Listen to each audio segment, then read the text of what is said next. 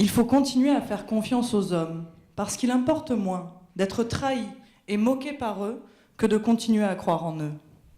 Il est moins grave de perdre que de se perdre.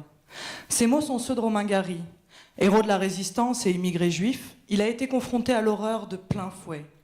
Il avait donc toutes les raisons de désespérer de l'homme. Mais il est moins grave de perdre que de se perdre.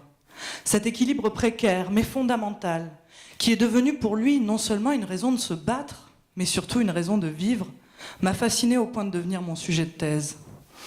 Nous vivons une époque où il est de plus en plus difficile de croire en l'homme.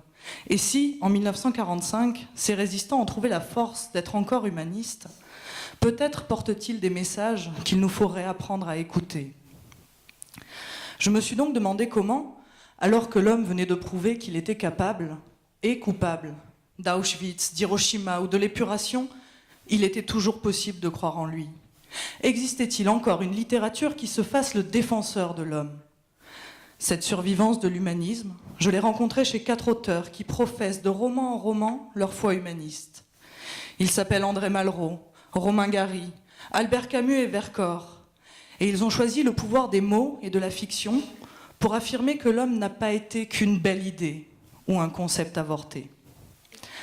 Ces auteurs ont des œuvres en apparence bien différentes. Pourtant, en m'appuyant non seulement sur les spécificités de leur style et de leur processus de création, mais aussi sur le concept philosophique de l'humanisme ou des ouvrages d'historiens, j'essaie de confronter leurs textes pour dépasser leurs différences et dégager des points de rencontre.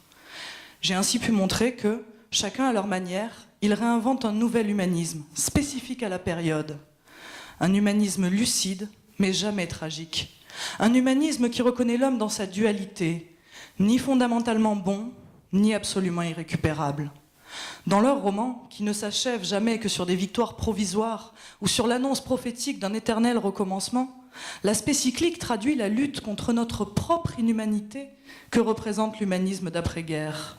En effet, l'humanisme utopique des Lumières ou de la Révolution, celui qui a fait de la France dans l'imaginaire collectif la nation des droits de l'homme, n'a pas pu survivre à la Seconde Guerre mondiale. Il faut désormais aimer l'homme malgré lui, sans certitude ni triomphalisme.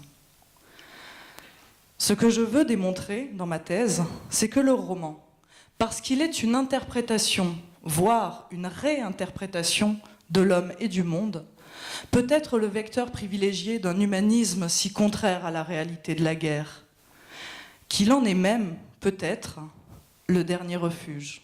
Merci.